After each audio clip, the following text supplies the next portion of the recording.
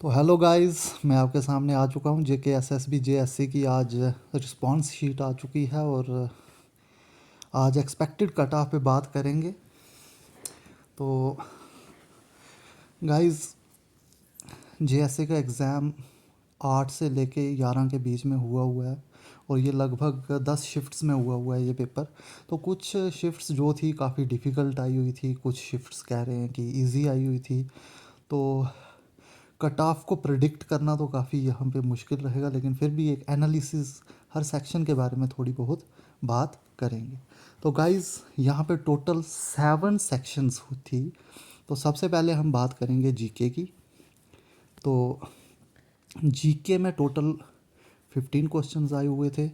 तो जहाँ पे हम डिफ़िकल्टी लेवल की अगर यहाँ पे बात करें हम, तो 10 से 11 क्वेश्चंस जो थे वो करने के लायक हर शिफ्ट में थे। लेकिन जहाँ तक बात करें 3 से 4 क्वेश्चंस की, तो हर शिफ्ट में वो जेके एसएसबी ने काफ़ी अच्छे लेवल के पूछे हुए थे।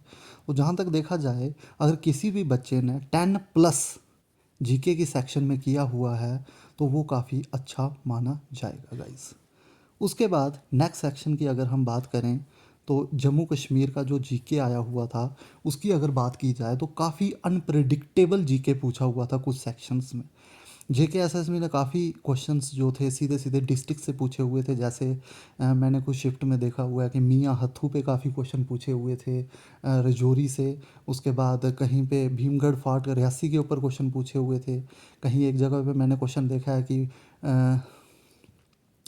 गाइस, तो डिस्ट्रिक्ट पे मैंने देखा काफ़ी क्वेश्चंस जो थे, जहाँ तक मैंने पेपर देखे हुए हैं तो डिस्ट्रिक्ट पे क्वेश्चन ज़्यादातर जेके एसएसबी पूछ रही है। तो कुछ शिफ्ट्स तो इजी आई थी बच्चों ने। कुछ शिफ्ट में मैंने देखा कि 8 प्लस आसानी से किया हुआ है, लेकिन कुछ शिफ्ट की बात करें तो कुछ डिफ़िकल्ट भी आई हुई थी, जहाँ पे बच्चे 4 से 5 क्वेश्चन पे स्टक हुए हैं। तो जहाँ तक जम्मू कश्मीर के जीके की सेक्शन की बात करें तो कुछ शिफ्ट में इजी आया हुआ था, कुछ शिफ्ट में डिफ़िकल्ट आया हुआ था। तो अब यहाँ पे सेफ स्कोर कहना तो काफ़ी मुश्किल है, लेकिन जिनको इजी आया हुआ था अगर उन्होंने 8 स्कोर किया है तो वो काफ़ी रहेगा। और अगर कहीं डिफ़िकल्ट आया हुआ है तो बच्चे 5 पे भी स्टक हुए हैं जम्मू कश्मीर में। तो सेफ स्कोर यहाँ पे इस सेक्शन में कहना तो काफ़ी मुश्किल रहेगा। लेकिन बाकी नेक्स्ट सेक्शन की अगर हम बात करें, तो नेक्स्ट हमारी थी स्टैटिस्टिक्स।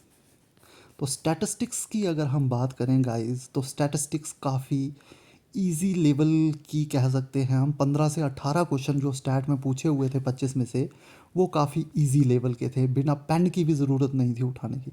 लेकिन लास्ट के अगर 5-6 क्वेश्चन की बात करें तो अच्छा लेवल जेके एसएसबी ने यहाँ पे दिखाया है। तो स्टैट की अगर बात करें तो जिस भी बच्चे ने 18 प्लस स्टैट में किया हुआ है वो कंपटीशन में बना हुआ है गाइस। 93 पोस्ट पे वो कंपटीशन में रहेगा, जिसका 18 प्लस स्टैट में आपको देखने को मिलेगा गाइस। नेक्स्ट अगर बात करें, नेक्स्ट सेशन थी इकोनॉमिक्स।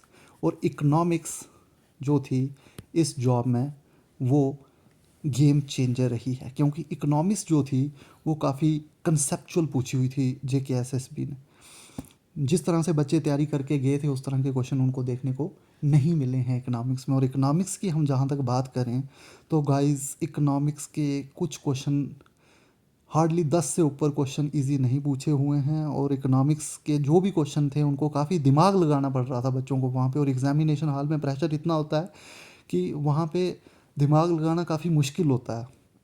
तो इकोनॉमिक्स की अगर मैं बात करूं तो 16 प्लस जिन बच्चों ने किया हुआ है वो इकोनॉमिक्स, वो इस जॉब के कंपटीशन में ज़रूर ज़रूर अभी भी वो कंपटीशन में बने रहेंगे। 16 प्लस जिनका नेट स्कोर बन रहा है, ना कि अटैम्प्ट, मैं बोल रहा हूँ कि नेट स्कोर जिनका 16 प्लस बनेगा वो इकोनॉमिक्स में आपको कंपटीशन में ज़रूर दिखेंगे। तो गाइज़, अब नेक्स्ट जो हमारी सेक्शन थी वो थी कंप्यूटर की। और कंप्यूटर की सेक्शन गाइज़ वही हाल था जीके वाला। अगर आपने यहाँ पे 15 क्वेश्चंस थे जो इजी क्वेश्चन जो कहेंगे तो वो 10 क्वेश्चंस जहाँ तक मुझे लगता है हर सेक्शन में पूछे हुए थे।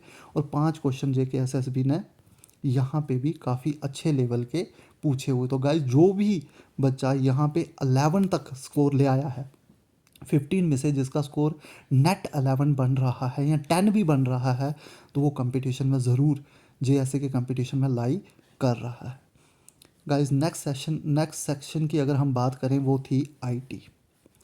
आईटी सेक्शन जो ये सेक्शन थी, ये लगभग कंप्यूटर के ही लेवल की थी, कंप्यूटर के ही जैसे क्वेश्चन आए थे एक सेक्शन को छोड़ के, वो थी इलेक्ट्रॉनिक्स।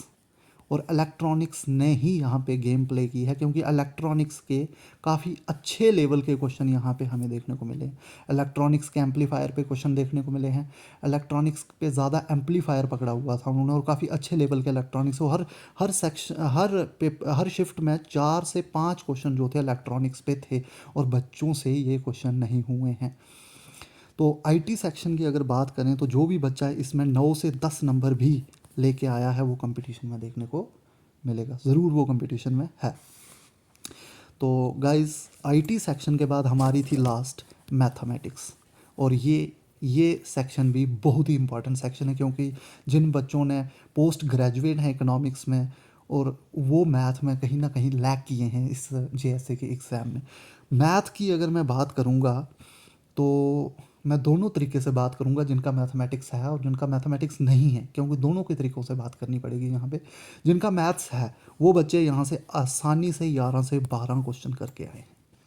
मैंने बहुत सारे बच्चों से बात की है, 11 से 12 क्वेश्चन जो थे बच्चों ने निकाल के लाए हैं मैथ की सेक्शन, आराम से 11 से 12 क्वेश्चन। और 10 से नीचे कोई भी मैथमेटिक्स वाला बच्चा नहीं गया है। लेकिन अब बात करते हैं जिनका मैथ्स नहीं है, कहीं उनका 10th के बाद मैथ नहीं रहा है, तो उन बच्चों ने, जहाँ तक मेरी बात हुई है, वो 5 से ऊपर नहीं गए हैं गाइज। 5 से ऊपर नंबर उनको नहीं मिले हैं 15 में से। तो गाइज यहाँ पे बहुत बड़ा एक गैप आ जाता है।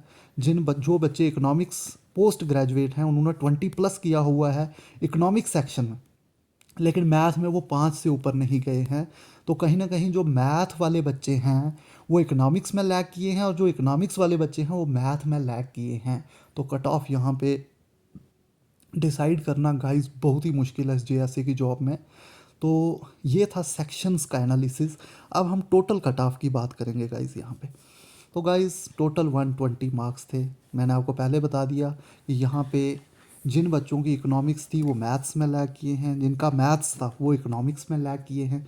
तो यहाँ पे कट ऑफ को डिसाइड करना तो रियली डिफ़िकल्ट रहेगा। यहाँ पे नहीं कह सकते आप कि एग्जैक्टली कि इसका कितना कट ऑफ रहेगा, लेकिन अब यहाँ पे जहाँ जहाँ तक मुझे लगता है, जहाँ तक मैंने एनालाइज़ किया, बच्चों की रिस्पॉन्स शीट को देखा और काफ़ी बच्चों के साथ बात किया जो अच्छे लेवल की तैयारी कर रहे थे जेएसए एग्ज़ाम के लिए, तो उसके बाद मैं यहाँ पे इस कंक्लूजन पे आया हुआ हूँ कि टोटल एप्लीकेंट्स जो थे वो थे 24,000 अप्रॉक्स, एग्जैक्ट नहीं कह रहा हूँ, अप्रॉक्स इतने बच्चे जो थे इसके लिए फॉर्म फिल किया हुआ था। लेकिन अब अपेयर कितने हुए? तो गाइस अपेयर मुझे लगता है कि 15,000 बच्चे जो हैं अपेयर किए हुए होंगे इस एग्ज़ाम के लिए। तो गाइस पढ़ते कितने हैं? अब पढ़ने पे अगर बात आए तो मुझे लगता है कि सिर्फ इतना सीरियस कैंडिडेट होता है। 1500 से ऊपर सीरियस कैंडिडेट आपको जेएसए का नहीं दिखेगा। 1500 कैंडिडेट्स के बाद अब इनके बीच में कंपटीशन है। पोस्ट हमारे पास है 93, और उसमें से आई थिंक जर्नल के लिए 46 के आसपास जर्नल के लिए होंगे। तो जर्नल का कट ऑफ की अगर मैं बात करूं यहाँ पे, तो जहाँ तक मुझे लगता है, तो जर्नल के कट ऑफ की अगर मैं बात करूं तो हर सेक्शंस को मैंने मद्देनज़र रखा हुआ है। मैथ वाले बच्चों को भी मैंने दिमाग में रखा है, और उसके बाद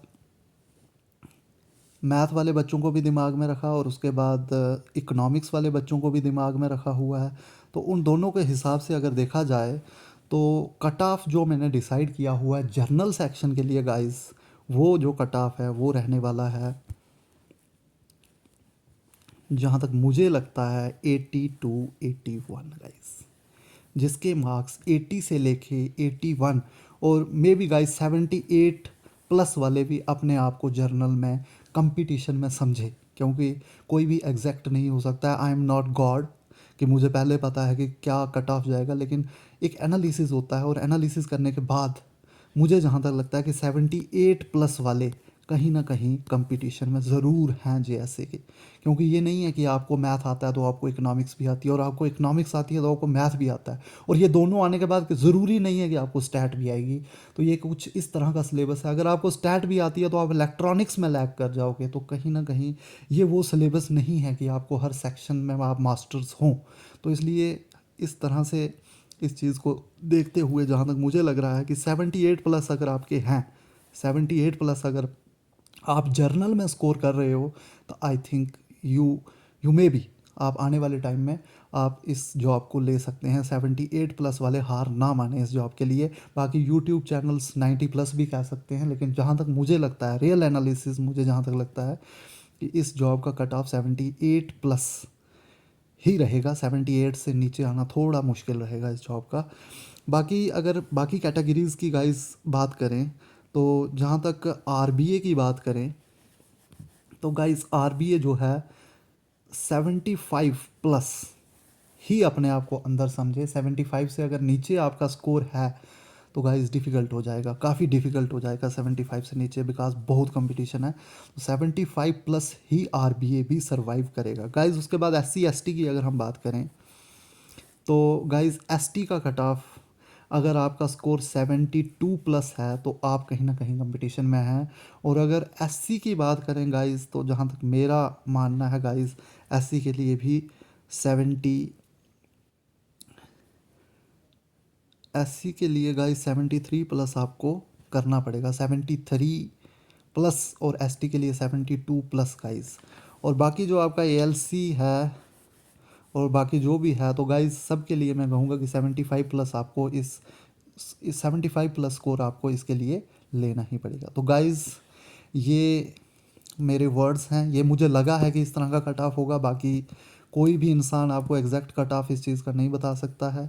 जो मेरा एनालिसिस था, जो मैंने इस चीज़ से, जो मैंने बच्चों से रिस्पॉन्स लिए, उसके हिसाब से एनालिसिस लगाया है। मुझे जहाँ तक लगा कि इस तरह का कट ऑफ इसका जा सकता है।